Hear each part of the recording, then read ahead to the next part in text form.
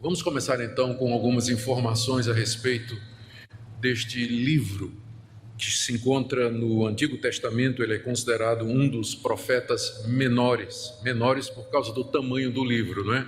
Menor comparado com Isaías, com Ezequiel, que são livros bem maiores, não é? A gente não sabe quase nada sobre Joel. A única informação que a gente tem é que o pai dele era Petuel, está aí no verso 1, e que ele era de Judá, provavelmente da cidade de Jerusalém.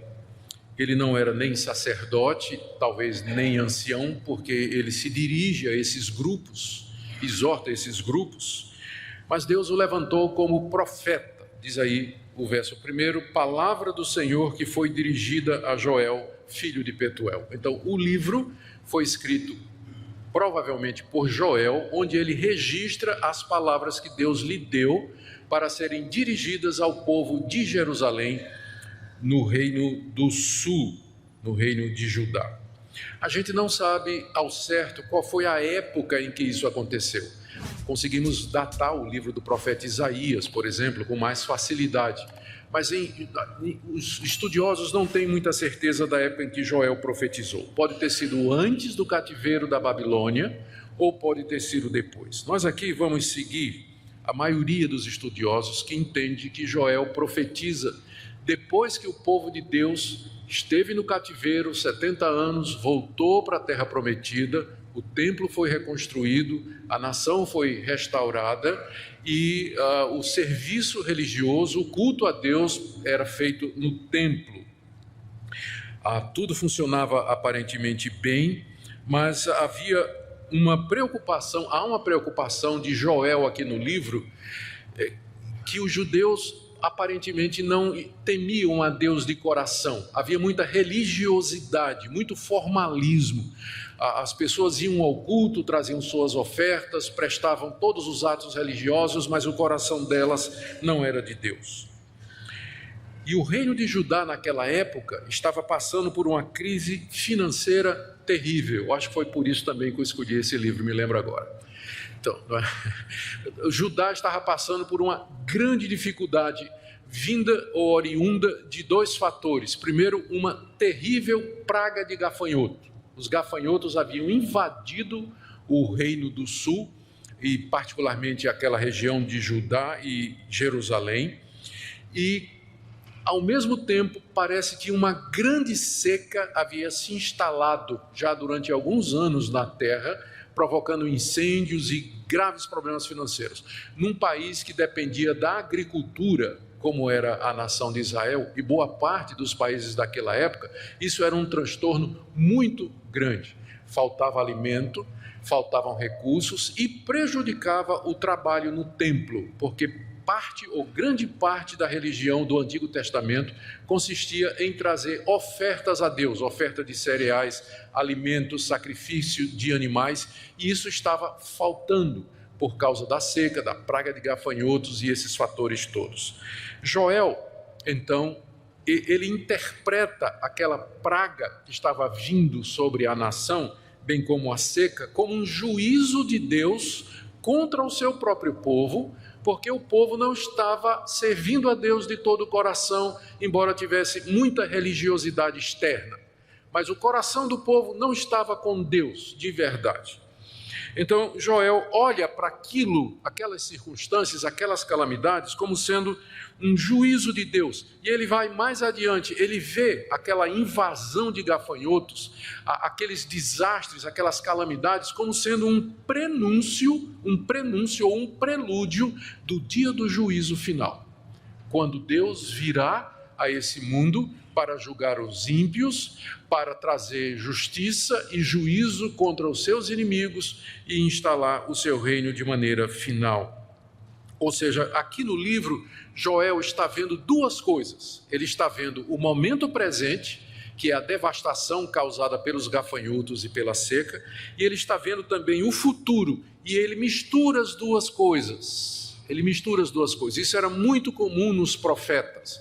Eles viam duas ou três coisas ao mesmo tempo. Como eles não são oniscientes nem onipresentes, nem sempre os profetas conseguiam ver a diferença de tempo entre um evento e outro. Você encontra profetas falando a respeito de eventos que aconteceram na sua época, mas que na verdade eram uma profecia a respeito de Cristo, que aconteceria séculos depois. Então, a visão de Joel combina essas duas coisas: a preocupação com o desastre financeiro que estava vindo sobre a terra, e aquilo era um prelúdio do grande desastre que haveria de acontecer no futuro, quando Deus viesse julgar a terra. As duas coisas estão misturadas. Então, diante dessa visão terrível que Joel está tendo, ele quer duas coisas no livro. Ele quer, primeiro, que o povo de Deus perceba que há um sentido, há um significado na história, nos eventos, que aquilo que está acontecendo não é por acaso, e que Deus está por detrás daquilo ali. Por isso que no livro ele está o tempo todo dizendo: escutem anciãos, escutem bêbados, escutem sacerdotes, escutem moços, ouçam, prestem atenção, vejam o que está acontecendo, né? Despertem para vocês, para a realidade do que está acontecendo. Então esse é o primeiro foco dele. Ele quer despertar o povo de Deus para entender que aquelas calamidades têm um objetivo: Deus está por detrás daquilo, querendo despertar o seu povo e julgar o seu povo. E a segunda postura do profeta é, então, chamar o povo ao arrependimento. Ele conclama o povo a que se arrependa, que se converta, que volte a Deus de todo o coração, que pare com aquela religiosidade externa, mas que traga a Deus, de fato, um coração quebrantado e contrito. E, ao mesmo tempo em que ele chama o povo a se arrepender, ele anuncia a misericórdia de Deus, dizendo assim: Deus ouvirá o coração contrito, Deus atenderá a oração verdadeira, e Deus pode mudar essa situação, né? E lembre, o tempo todo ele está falando de duas coisas: Deus pode reverter aquela situação, aquela crise terrível que tinha vindo sobre a nação, e Deus também pode fazer com que você não entre no dia do juízo, que você não seja condenado, se você de fato se arrepender e se voltar para Ele. Assim, o tema central da mensagem de Joel é esse dia do Senhor, esse grande dia de Deus, quando Deus haverá de vir para julgar os povos e salvar o seu povo, evento esse que já tem como prelúdio as calamidades que vêm sobre o mundo. Então, é esse o contexto em que o livro foi escrito, é essa profecia de Joel. Vamos então, partes por partes aqui, tentar entender como é que Deus falou a Joel e a mensagem que ele nos traz, e tirar algumas lições práticas para nós. Nós podemos perceber que há semelhanças de situações, não é? Há semelhanças de situações. Há sempre o risco de que nós estamos prestando a Deus um culto da boca para fora, que o fato de que a gente vem para a igreja, que a gente contribui, que a gente se envolve em atividades religiosas, isso não quer dizer que o nosso coração é convertido. O nosso país passa por uma grande dificuldade financeira, um problema político, problema institucional. Nós não podemos, como cristãos, achar que isso é coisa do acaso. Para nós a história faz sentido, há um Deus que controla todas as coisas. Então há muitas semelhanças com a época de Joel, com a época que nós estamos vivendo hoje. Então o livro pode nos ajudar. Primeiro então, capítulo 1 do verso 2 até o verso 20, é o capítulo 1 todo, Joel fala da invasão dos gafanhotos. E perceba aqui como Joel, todos os comentaristas que eu li, né, os estudiosos, eles comentam o estilo de Joel gráfico. Ele daria para ser um escritor de filme de horror, não é? Porque ele narra o que ele está vendo de uma forma tão vívida, né? Pinta com cores tão fortes que a gente lê e a gente fica impressionado como é que esse profeta, não é? Ele tinha essa capacidade literária, né, para descrever aquela invasão. Vamos lá, verso 2. No verso 2, os versos 2 e 3, Joel chama a atenção do povo, dos anciãos, para que eles percebam o que está acontecendo e o seu significado. Ouvi isso, vós velhos, e escutai todos os habitantes da terra. Aconteceu isso em vossos dias, ou nos dias de vossos pais? Narrai isto a vossos filhos, e vossos filhos o façam a seus filhos, e os filhos destes a outra geração. Ou seja, o que está acontecendo é uma coisa única, e vocês velhos, que são os guardiões, vocês que têm memória, lembram-se se isso aconteceu no tempo de vocês? Então, algo novo está acontecendo, e é bom que vocês prestem atenção para vocês contarem para os filhos de vocês para servir de exemplo. E aí ele descreve no verso 4 a praga, não é? O que deixou o gafanhoto cortador, comeu o gafanhoto migrador. O que deixou o migrador, comeu o gafanhoto devorador. E o que deixou o devorador, comeu o gafanhoto destruidor. Ou seja, parece que foram 4 ondas, né, de insetos vindo sobre a terra, e ninguém tem certeza se ele está descrevendo aqui diferentes fases do gafanhoto, primeiro o gafanhoto pequenininho, depois ele pulando, finalmente destruindo todo, ou se tipos diferentes de gafanhoto, a gente não sabe, mas o resultado é uma devastação geral. O que sobrou de um, a onda seguinte comeu, não sobrou nada, e essas pragas eram temidas naquela época. Elas eram temidas. Lembra que uma das 10 pragas do Egito foi exatamente isso aí, não é? Então, essas pragas eram terríveis, elas destruíam tudo, acabavam com a colheita e afetava toda a economia. E aí, a partir do verso 5, o profeta começa a descrever a devastação. Ébrios, despertai-vos e chorai, uivai todos os que bebeis vinho por causa do mosto, porque está ele tirado da vossa boca. Porque veio um povo contra a minha terra, está falando aqui dos gafanhotos, né, que são organizados como um bando. Poderoso e inumerável, os seus dentes são dentes de leão, e ele tem os queixais de uma leoa. Fez da minha vide, que é a videira de onde vem a uva, uma assolação, destroçou a minha figueira, tirou-lhe a casca que lançou por terra, os seus sarmentos se fizeram brancos. Lamenta com a virgem, que pelo marido da sua mocidade está cingida de pano de sacos. Ou seja, o Joel então descreve primeiro que a praga acabou com a videira, acabou com a figueira, acabou com as árvores do campo, de maneira que os bêbados agora vão ter que ficar sóbrios, né? Não tem mais vinho, né? Acabou. Então quem é bêbado está perdido aqui. E ele se dirige aos bêbados, preste atenção, porque é como se fosse uma figura do povo de Israel. Aquelas coisas estavam acontecendo, mas eles estavam embriagados, eles não estavam vendo, não tinham noção, não estavam entendendo. Por isso, talvez ele se dirija aos bêbados, dizendo: vocês que são bêbados, prestem atenção no que está acontecendo, no que isso representa. Aí do verso 9, no verso 9 ele diz: cortada está da casa do Senhor a oferta de manjares e a libação. Os sacerdotes, ministros do Senhor, estão enlutados. A próxima preocupação de Joel é que está faltando mantimento para a casa de Deus. O culto foi afetado, porque quando a situação financeira do país é afetada, tem reflexos também no culto a Deus. Porque naquela época o culto a Deus era baseado em oferendas. O povo trazia aquilo que ganhava, aquilo que tinha, oferecia a Deus. Uma vez que a seca veio e os gafanhotos comeram tudo, o que é que sobrava para as ofertas a Deus? O que é que tinha para oferecer a Deus como libação? Todas aquelas ofertas descritas na lei de Moisés, elas estavam em falta agora, e o coração de Joel se aperta com isso. Ele está preocupado não somente com a situação financeira do seu povo, mas ele está preocupado também que o culto a Deus está sofrendo. O serviço a Deus foi afetado por isso. E então ele diz para os sacerdotes, ele diz que está cortada as ofertas de manjares e os ministros estão enlutados, estão tristes porque o serviço a Deus foi afetado também pela situação. No verso 10 a 12 ele fala das colheitas e das plantações. O campo está assolado e a terra de luto, porque o cereal está destruído, a vide se secou, as oliveiras se murcham, envergonhai-vos, lavradores, uivai vinhateiro sobre o trigo e sobre a cevada, porque pereceu a messe do campo. A vide se secou, a figueira se murchou, a romeira também, a palmeira e a macieira, todas as árvores do campo se secaram, já não há alegria entre os filhos dos homens. O que a seca não acabou, os gafanhotos comeram. Ou seja, era uma situação de calamidade pública que o país estava vivendo. Não tinha recursos.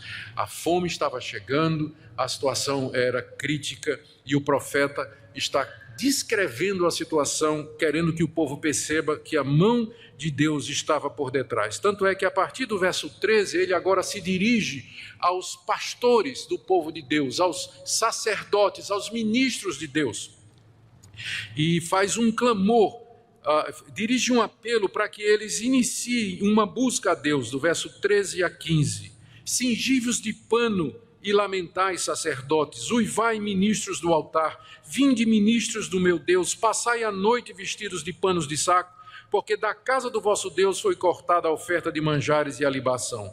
Promulgai um santo jejum, convocai uma assembleia solene, congregai os anciãos, todos os moradores desta terra, para a casa do Senhor vosso Deus, e clamai ao Senhor. Ah, que dia!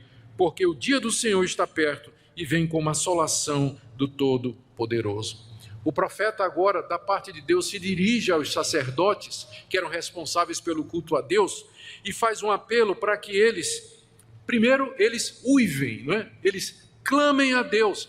Parece que os sacerdotes estavam assim, né? A desgraça estava acontecendo e eles estavam lá fazendo o seu serviço religioso e não estavam entendendo o que estava acontecendo, a gravidade da situação. O profeta geralmente era um homem da hora, que Deus levantava quando o sacerdote, quando o rei e quando os juízes não faziam o papel que eles tinham que fazer, estavam falhando. Eles eram as posições institucionais, o sacerdote, o rei e o juiz. Quando estes falhavam, Deus ia lá no meio do povo e levantava um profeta, que era a voz de Deus para falar quando a coisa não estava sendo feita corretamente. E Joel está dizendo para os sacerdotes: vocês têm que clamar a Deus, vocês têm que buscar a Deus, porque isso vem de Deus, isso é a mão de Deus contra nós, e nós temos que clamar a Ele. Passem a noite vestidos de pano de saco, que era um símbolo de quebrantamento e arrependimento, porque da casa de Deus foi cortada a oferta de manjares e libação. Mais uma vez o argumento é: vocês não estão percebendo, não tem como servir a Deus da maneira como está prescrita, de maneira digna, porque faltam os recursos para isso. Vocês têm que clamar e uivar diante de Deus. E aí, mas não só os sacerdotes, Joel agora se dirige ao povo também, verso 14: promulgai um santo jejum, convocai uma assembleia solene, congregai os anciãos, todos os moradores desta terra, para a casa do Senhor vosso Deus, e clamai ao Senhor. A convocação era geral. Primeiro, é claro, vai para a liderança, mas depois vem para o povo todo. E convoca todos, dizendo: tem que vir, tem que clamar a Deus, tem que buscar a Deus diante da crise que está instalada, porque é Ele que pode fazer isso. E ao mesmo tempo que Joel faz essa conclamação, ele já vê na crise causada pela praga e pela seca uma antecipação do que ele chama o dia do Senhor. Verso 15: ah, que dia! Porque o dia do Senhor está perto e vem como assolação do Todo-Poderoso. Aquela assolação que estava acontecendo pelos gafanhotos e pela seca vinha de Deus, mas aquilo era só um reflexo do dia do Senhor, aquele grande dia do juízo em que Deus viria assolar a terra toda, trazendo juízo sobre os seus moradores. Do verso 16 até o verso 18, ele recapitula o que está acontecendo, como que dissesse assim: eis aqui a razão pela qual vocês têm que clamar a Deus. Verso 16: acaso não está destruído o mantimento diante dos vossos olhos? E da casa do nosso Deus, a alegria e o regozijo não foram destruídos? A semente mirrou debaixo dos seus torrões, os celeiros foram assolados, os armazéns derribados, porque se perdeu o cereal. Como geme o gado, as manadas de bois estão sobremodo inquietas, porque não tem pasto também, não tem pasto. Também os rebanhos de ovelhas estão perecendo. Aqui ele descreve os efeitos da seca e da praga, não é, que tinha comido todo o sustento, afetando os bois, afetando as ovelhas. Mais uma vez ele fala: está faltando mantimento para a casa de Deus, ou seja, ele descreve a situação de maneira bem vívida e dramática. E aí no verso 19 e 20, ele mesmo, o profeta, ele clama a Deus. Quando ele vê toda essa situação, quando ele entende que é a mão de Deus contra o seu próprio povo, então ele mesmo clama a Deus, dizendo: a ti, ó Senhor, clamo, porque o fogo consumiu os pastos do deserto e a chama abrasou todas as árvores do campo. Também todos os animais do campo bramam suspirantes por ti, porque os rios se secaram e o fogo devorou os pastos do deserto. O próprio Joel, então, eleva um clamor a Deus, ele clama a Deus, ele pede a Deus, ele suplica a Deus: Deus, tenha misericórdia do seu povo, tenha misericórdia, porque está faltando tudo, a situação é de calamidade e o Senhor é aquele que pode interferir. Queridos, aqui nós tiramos algumas lições para nós que já foram mencionadas aqui, eu digo isso ao final do capítulo 1. Primeira coisa que nós temos que nos lembrar é que não existe nada ao acaso. Nós não cremos em acaso. Nós cremos num Deus que controla todas as coisas. E quando Ele não somente manda coisas boas e maravilhosas e bênçãos para nós, mas às vezes a calamidade também. Às vezes o desastre. Às vezes a tragédia. Às vezes a carestia. Às vezes a praga de gafanhotos. Às vezes a seca.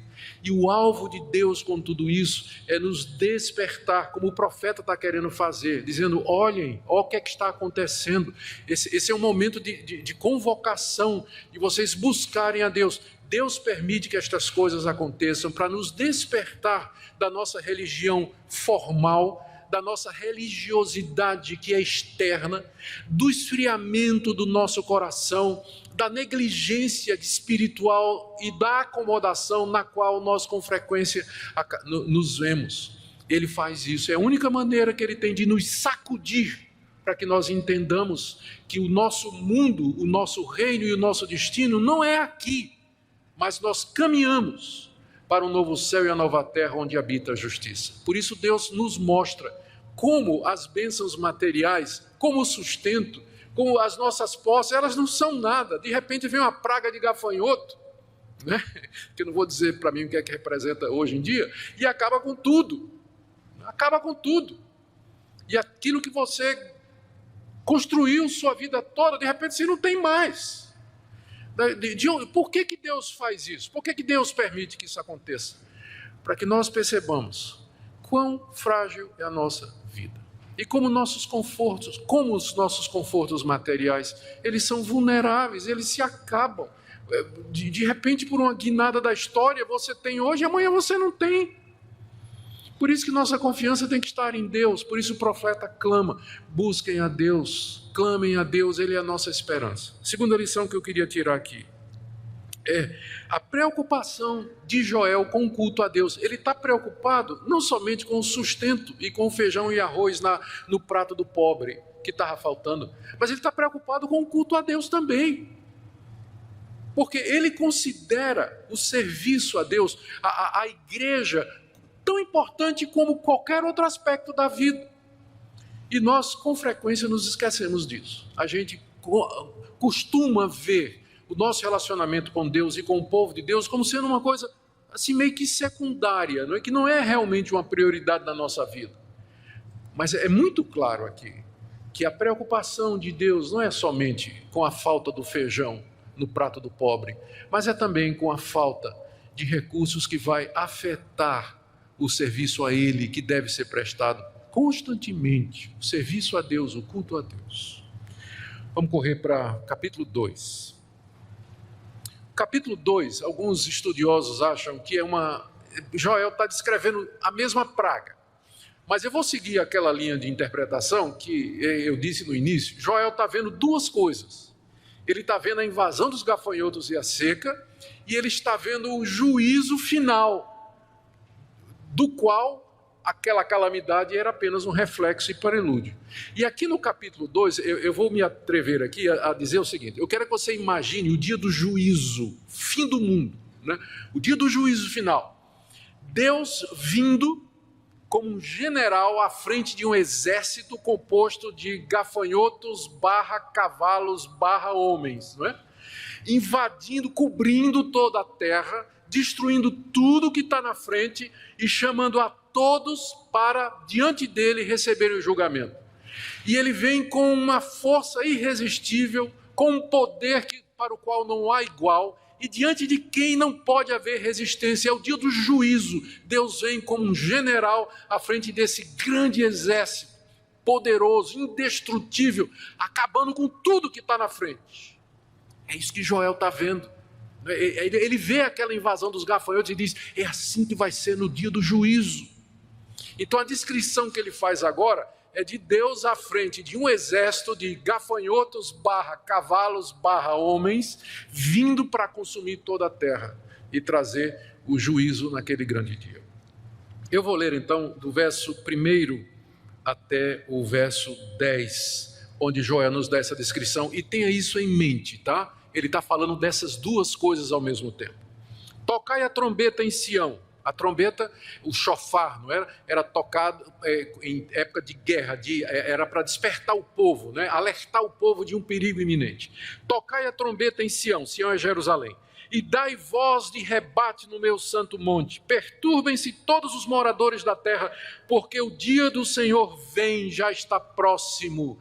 O dia do juízo é chamado o dia do Senhor, não é? Aquele dia em que o Senhor vai se mostrar e ele vai fazer justiça e juízo. Dia de escuridade e densas trevas, dia de nuvens e negridão. Como a alva por sobre os montes, assim se difunde um povo grande e poderoso, qual desde o tempo antigo nunca houve, nem depois dele haverá pelos anos adiante, de geração em geração. À frente desse povo, né, que vem subindo pelas montanhas, pelos montes, vai o fogo devorador, atrás chama que abrasa. Diante dele a terra é como o jardim do Éden, mas atrás dele um deserto assolado. Nada lhe escapa. A sua aparência é como de cavalos, e como cavaleiros assim correm. Estrondeando como carros vêm, saltando pelos cimos dos montes como gafanhotos, não é? Crepitando como chamas de fogo que devoram o restolho, como um povo poderoso posto em ordem de combate. Diante deles tremem os povos, todos os rostos empalidecem, correm como valentes, como homens de guerra, sobem muros, imagina os gafanhotos, né? Subindo pelos muros, entrando pelas janelas, pelas portas, né? Ninguém está salvo, né? Sobem muros, cada um vai no seu caminho e não se desvia da sua fileira, não empurram uns aos outros, cada um segue o seu rumo, arremetem contra lanças e não se detêm no seu caminho, assaltam a cidade, correm pelos muros, sobem nas casas, pelas janelas entram como ladrão, diante deles treme a terra e os céus se abalam, o sol, a lua se escurecem e as estrelas retiram o seu resplendor. Talvez uma referência àquela revoada, né, de gafanhotos, né, que cobre o sol, escurece, parece que está tudo nublado, né? Essa é a visão que Joel está tendo aqui do dia do Senhor. E olha o que ele diz no verso 11. O Senhor levanta a voz diante do seu exército. Quem está na frente desse exército? É o Senhor. O Senhor está na frente e ele levanta a voz, dando a voz de comando, porque muitíssimo grande é o seu arraial, porque é poderoso quem executa as suas ordens. Sim, grande é o dia do Senhor e muito terrível, quem o poderá suportar? Meus irmãos, nós temos aqui essa descrição vívida do dia do juízo. É como se Deus viesse à frente de um exército de gafanhotos, cavalos, cavaleiros, guerreiros, consumindo tudo, entrando nas casas, pulando pelos montes. Na frente parece o deserto do Éden, atrás, o jardim do Éden, atrás um deserto assolado, não escapa nada, não sobra nada, ninguém pode resistir, e Deus como general à frente. Essa é a descrição que nós temos aqui. O que é que isso significa para nós? Significa algumas coisas para nós que eu queria lembrar para você. Primeiro delas, a história caminha para um fim. Há muitos conceitos de história que o homem desenvolveu através da sua existência. Para a mentalidade oriental, para muitos, né, a história ela é simplesmente algo que acontece em círculos. Os eventos voltam, reacontecem, tudo se reinventa, a história é circular. Ou seja, ela não tem começo, não tem meio e não tem fim. As coisas simplesmente vão acontecendo. Filósofos como Hegel, eles pensaram, eles tinham uma visão dualista da história, né? Em que um determinado evento era enfrentado por um contra-evento que gerava uma síntese e que assim a história se desenvolvia, essa dialética que deu origem ao pensamento marxista, por exemplo, da luta de classes e tudo mais. As pessoas teorias e teorias a respeito de como a história funciona, de como a humanidade caminha. Mas o cristão, ele sabe que a história tem um começo, ela se encaminha para algum lugar e ela tem um fim. E que Deus está no controle de todas as coisas. E que agora nós estamos caminhando para a etapa final do mundo como nós o conhecemos. O dia do Senhor vem. E todas as calamidades, tsunamis, pragas, misérias, epidemias, doenças, desastres que acontecem no mundo são prenúncios, avisos de Deus, dizendo o seguinte: olha o que é que vem pela frente. Olha o que é que vem pela frente. Vocês são incapazes de gerir o destino de vocês. A ONU não resolve o problema da guerra. As Nações Unidas não resolvem o problema da economia. O mundo caminha para uma situação cada vez pior. Resolve uma guerra aqui, surge o Estado Islâmico ali. Resolve ali, vai surgir outro problema ali. Ou seja, a humanidade não consegue resolver os seus problemas. E aponta toda ela para uma convergência no final, um dia de ajuste de contas, em que o Deus Todo-Poderoso virá e vai colocar a casa em ordem. E é esse dia que nós esperamos. Então o crente sabe que não tem justiça aqui nesse mundo. Eu sei que tem muita gente torcendo para que haja justiça em 2016. Eu não tenho muita esperança. Não é característico do mundo esse tipo de coisa, porque para nós o único dia, o dia em que vai ter justiça é o dia do Senhor, quando Ele trouxer a lume e a luz, todo o engano, todo o erro, e então retribuir a cada um de acordo com suas obras. É isso que o profeta está dizendo. E como esse dia é terrível, ele pergunta, veja no final do verso 11, quem pode suportar? Quem vai poder ficar em pé naquele dia, quando o exército de Deus chegar? Quando Deus vier em justiça e juízo? Daí isso então se transforma numa chamada ao arrependimento a partir do verso 12. De 12 a 17, o profeta então, como que atemorizado diante daquilo que ele está vendo, ele se volta para o povo e diz: gente, nós ainda temos uma oportunidade. Nós podemos escapar do que está acontecendo e do que vai acontecer, mas para isso nós precisamos nos converter.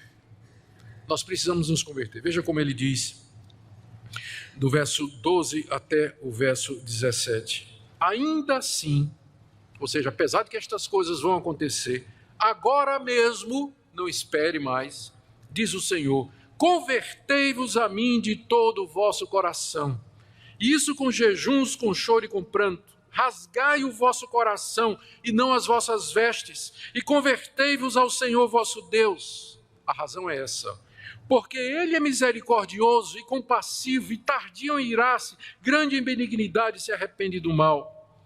Quem sabe se não se voltará e se arrependerá e deixará após si uma bênção, uma oferta de manjares e libação para o Senhor nosso Deus, vosso Deus. Tocai a trombeta em Sião, promulgai um santo jejum, proclamai uma assembleia solene, congregai o povo, santificai a congregação, ajuntai os anciãos, reuni os filhinhos e os que mamam, saia o noivo da sua recâmara e a noiva do seu aposento, chorem os sacerdotes, ministros do Senhor, entre o pórtico e o altar, e orem, poupa o teu povo, ó Senhor, e não entregues a tua herança ao opróbrio, para que as nações façam escárnio dele. Porque hão de dizer entre os povos onde está o seu Deus. A conclamação ao arrependimento, ao quebrantamento. O que Joel está dizendo ao povo aqui é o seguinte: não adianta você rasgar as suas roupas, que era um sinal de desespero entre os orientais. Você tem que rasgar o seu coração. Você tem que se converter de coração a Deus. No íntimo do seu coração, você tem que reconhecer seus pecados diante de Deus, como você tem falhado diante de Deus, sua indiferença para com Deus, e se voltar a Ele de todo o coração, porque Deus é misericordioso e bom, porque Deus escuta a oração do aflito, porque Deus atende o coração arrependido. Quem sabe Deus não vai nos escutar? Quem sabe Deus ouve o nosso clamor e Ele não reverte essa praga que nós estamos passando e nos salva do dia do juízo que se aproxima. E aí, do verso 18 até o verso 32, Deus faz promessas para o seu povo. E essas promessas são extraordinárias.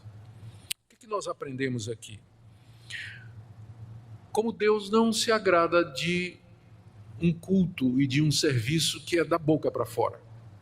Talvez o maior inimigo da religião é a religião. O maior inimigo do cristianismo é quando ele vira uma religião, uma religiosidade.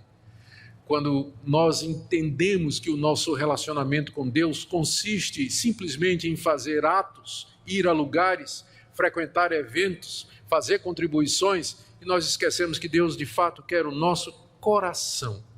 Ele quer o nosso coração, a nossa mente, a nossa vontade. Ele nos quer sincera e completamente dele.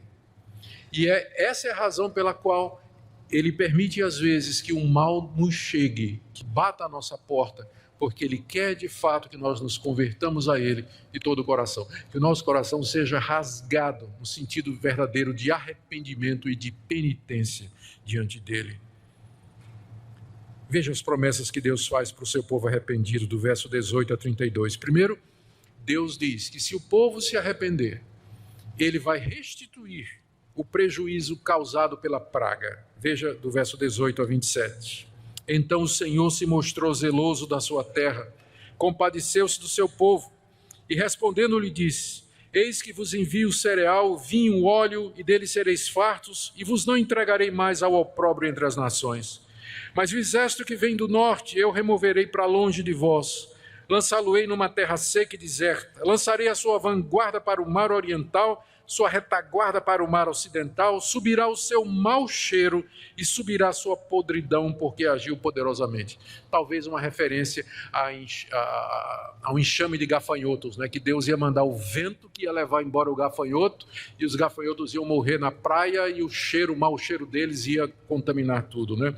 E Deus respondendo ao clamor do seu povo.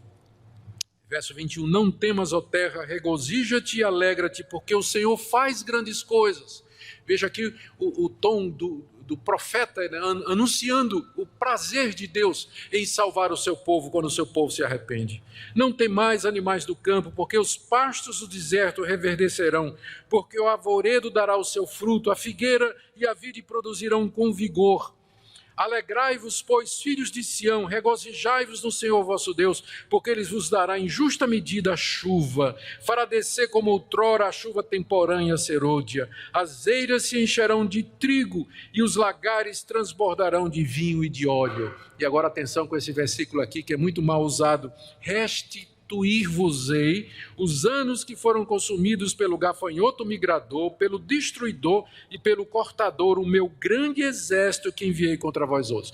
É claro que vocês já ouviram falar de muitas igrejas evangélicas que dizem assim: esse é o ano da restituição, né? O ano de 2016, 2015, Deus vai restituir tudo que você perdeu nos anos anteriores, né? De fato, Deus promete restituir, mas qual é a condição aqui? O que é que vem antes? Conversão, arrependimento, rasgar coração, volta imediata a Deus, mudança de vida. Fala-se em restituição como sendo resultado de campanha financeira, de você adquirir determinados objetos mágicos, religiosos nessas igrejas. Mas o que a Bíblia ensina sobre restituição é o seguinte: quando nós de fato nos arrependemos, nos convertemos a Deus dos nossos maus caminhos, quem sabe Deus não nos abençoa financeiramente? Quem sabe Deus não nos restitui? Quem sabe Ele não abre uma porta? Quem sabe Ele não descortina um caminho novo para nós, para que possamos sustentar nossa família e ter o suficiente para dar e contribuir para o serviço e o culto a Deus? É nesse sentido, a restituição está ligada a isso, ao arrependimento pessoal genuíno e verdadeiro. E não é simplesmente assim, o ano da restituição. Todo ano, todo tempo, todo dia é de restituição, porque todo dia é dia de nós nos arrependermos e mudarmos de vida. Comereis, verso 26, comereis abundantemente e vos fartareis e louvareis o nome do Senhor vosso Deus, que se ouve maravilhosamente convosco, e o meu povo jamais será envergonhado. Sabereis que estou no meio de Israel e que eu sou o Senhor vosso Deus e não há outro, e o meu povo jamais será envergonhado. Olha que mudança agora no discurso, né? Diante daquele juízo terrível, o povo clama, o povo se arrepende, rasga o coração, se converte, e Deus diz: eu vou mandar a praga embora, vou mandar os gafanhotos embora, vou trazer a chuva outra vez, vou abençoar o meu povo abundantemente, vai ter muita alegria, vocês vão saber que eu sou o Senhor, que eu estou no meio de vocês. Mas se parasse aqui, não é? A teologia da prosperidade estaria certa. Mas olha o que é que se segue. Verso 28 a 31. E acontecerá depois, ainda Deus está dizendo o que é que ele vai fazer se o seu povo se arrepende, né?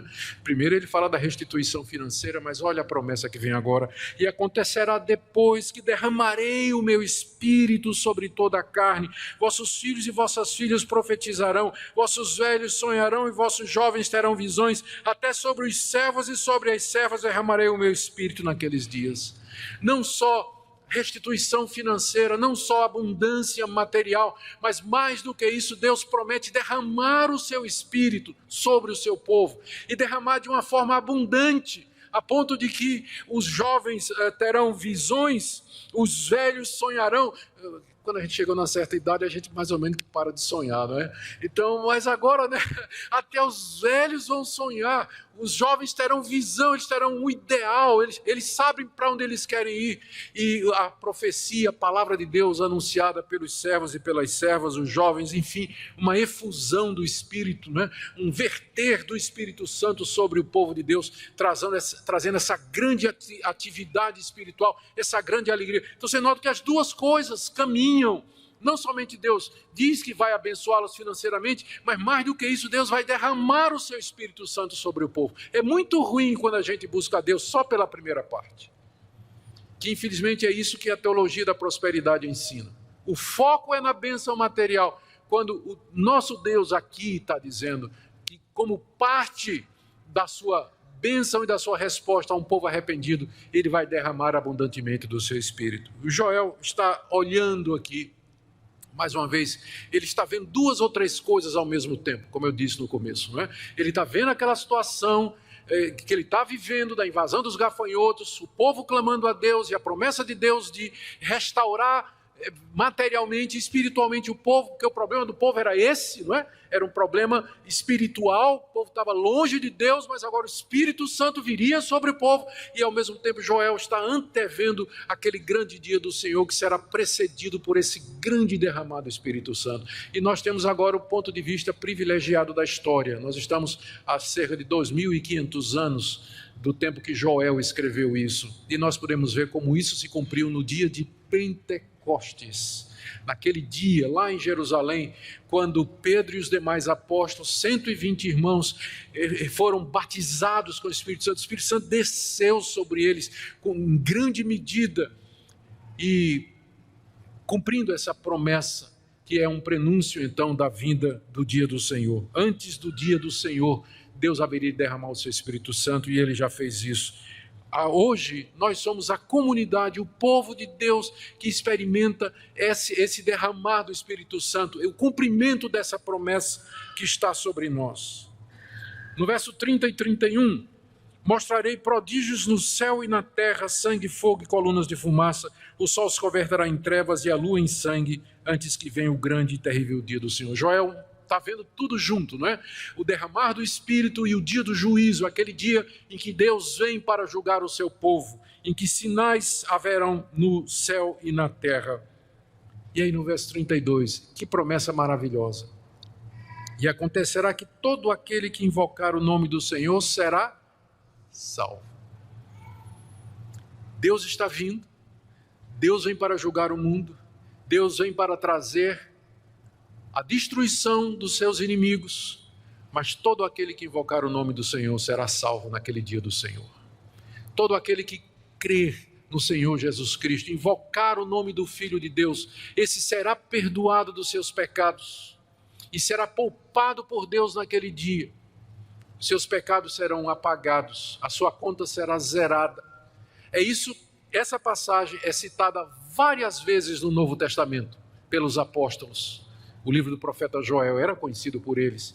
E eles diziam que isso aqui se referia a invocar o nome de Jesus Cristo, Filho de Deus, que foi enviado para ser o Salvador do povo de Deus naquele grande dia. Todo aquele que invocar o nome do Senhor será salvo, porque no Monte Sião e em Jerusalém estarão os que forem salvos, como o Senhor prometeu, e entre os sobreviventes, aqueles que o Senhor chamar. Recapitulando aqui. O dia do Senhor está vindo, dia de destruição, dia de juízo. Arrependam-se, convertam-se, voltem para Deus. Se vocês fizerem isso, Deus vai abençoá-los materialmente. Mais do que isso, Ele vai derramar o Espírito dele sobre vocês. E naquele grande dia, no dia do juízo, aquele que invocar o nome do Senhor será salvo. Aquele que estiver firme no nome do Senhor Jesus Cristo, aquele que tiver a Jesus como Senhor e Salvador, não será destruído como as nações que serão destruídas aqui no capítulo 3, que nós vamos ver agora. O juízo de Deus sobre as nações. O profeta agora foca outra vez naquele dia. É o último capítulo, eu tenho ainda uns 15 minutos, vamos correr. A maratona está chegando ao fim, não é? Vamos correr feito gafanhoto aqui para chegar no final. Não foi boa não essa comparação, né? Vamos lá.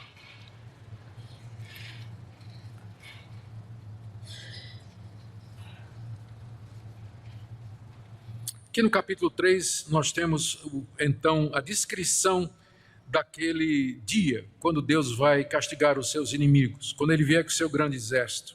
E é descrito em termos de uma guerra, de um conflito, de uma batalha num vale chamado Vale da Decisão, ou o Vale de Josafá. Joel está falando aqui do dia do juízo final, quando Cristo vai se sentar no trono da sua glória e as nações serão reunidas diante dele. E ele fala usando as imagens da sua época, não é? Os eventos dos seus dias para se referir ao futuro, à igreja de Cristo, o povo de Deus. E as nações que estão aqui, referidas no capítulo 3, foram nações inimigas de Israel e que invadiram Israel e maltrataram o povo de Deus. E elas representam os inimigos de Deus de todas as épocas que serão castigados naquele dia. Aqui Deus anuncia o local e a razão do juízo. Vamos ler 3 de 1 a 15. Eis que naqueles dias, está falando do dia do Senhor, e naquele tempo, o dia do Senhor, eis que mudarei a sorte de Judá e de Jerusalém, o povo de Deus. Congregarei todas as nações e as farei descer ao vale de Josafá. É uma referência a uma guerra antiga em que o rei Josafá liderou os exércitos de Deus contra os moabitas e os amonitas e os destruiu nesse lugar que é chamado Vale de Josafá, que a gente não tem muita certeza onde é. Mas aqui ele funciona como um símbolo daquela guerra final de Deus contra os seus inimigos. E ali no Vale de Josafá entrarei em juízo contra elas por causa do meu povo e da minha herança, Israel, a quem elas espalharam por entre os povos, repartindo a minha terra entre si. Lançaram sorte sobre o meu povo e deram meninos por meretrizes e venderam meninas por vinho que beberam. Que tendes vós comigo, Tiro e Sidom e todas as regiões da Filístia, são aquelas nações inimigas de Israel. É isso vingança que quereis contra mim? Se assim me quereis vingar, farei sem demora. Caí sobre a vossa cabeça a vossa vingança. Visto que levaste a minha prata, o meu ouro e as minhas joias preciosas, metestes nos vossos templos, uma referência ao cativeiro babilônico, provavelmente. Vendeste os filhos de Judá e os filhos de Jerusalém aos filhos dos gregos, para os apartar para longe dos seus limites. Eis que eu suscitarei do lugar para onde os vendestes, e farei cair a vossa vingança sobre a vossa própria cabeça. Venderei vossos filhos e vossas filhas aos filhos de Judá, e estes aos sabeus, a uma nação remota, porque o Senhor o disse. Proclamai isso entre as nações, apregoai guerra santa, suscitai os valentes, cheguem-se, subam, todos os homens de guerra, forjai espadas das vossas reiras de arado, e lanças das vossas podadeiras, diga ao fraco, eu sou forte, apressai-vos e vinde, todos os povos em redor, e congregai-vos para ali, ó Senhor, faze descer os teus valentes. Levantem-se as nações e sigam para o vale de Josafá, porque ali me assentarei para julgar todas as nações em redor. Lançai a foice, porque está madura a seara. Vinde, pisai, porque o lagar está cheio, os seus compartimentos transbordam, porquanto a sua malícia é grande. Multidões, multidões no vale da decisão. Vale da decisão, porque é ali que Deus vai decidir o destino e o futuro daqueles povos. Porque o dia do Senhor está perto no vale da decisão. O sol e a lua se escurecem e as estrelas retiram seu resplendor. São muitos detalhes aqui que nós não temos tempo para entrar, mas você pode ler essa passagem tendo em vista o que é que Joel está descrevendo aqui.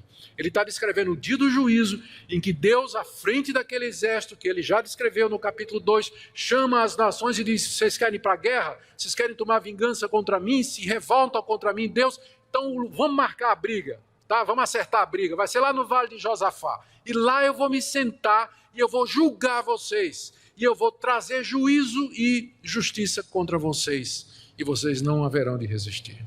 É mais uma forma de Joel se referir ao dia do juízo.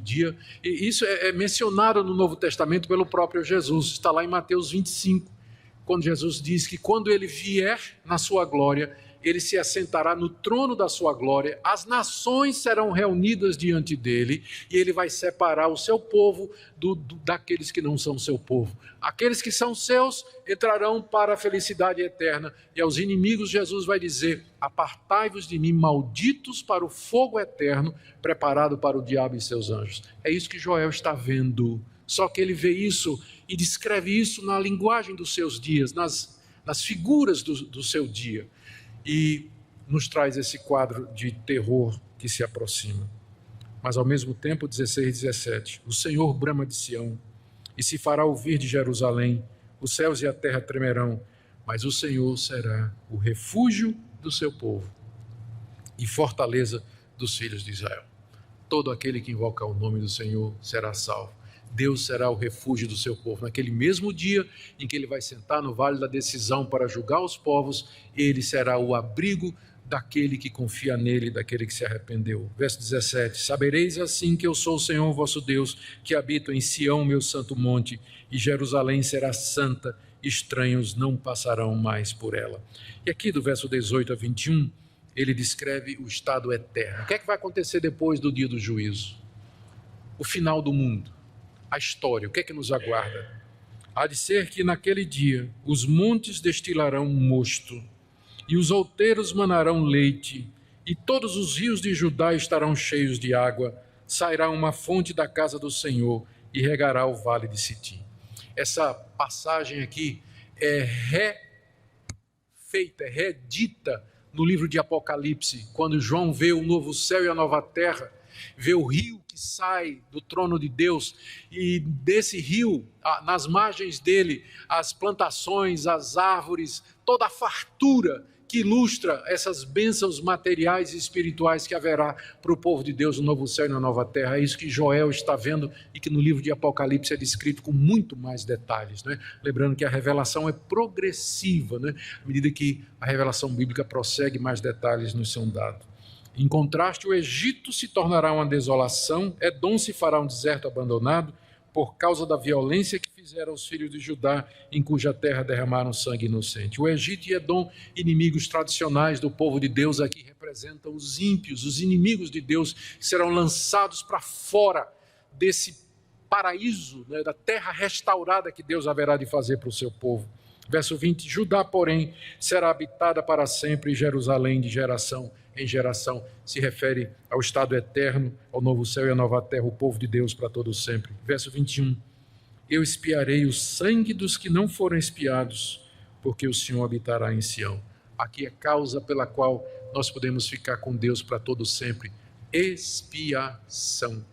Deus purgando o mal e o pecado que há no sangue. Deus purificando o seu povo para que ele possa habitar no nosso meio e nós possamos estar com ele para todo sempre.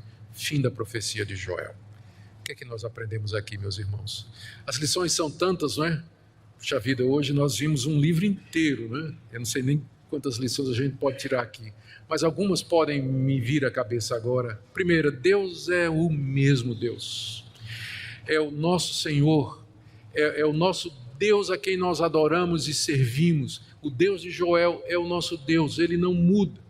E os princípios pelos quais ele rege a história permanecem os mesmos também. Deus quer um povo de coração rasgado, de coração convertido, de gente humilde diante dele, que teme diante dele.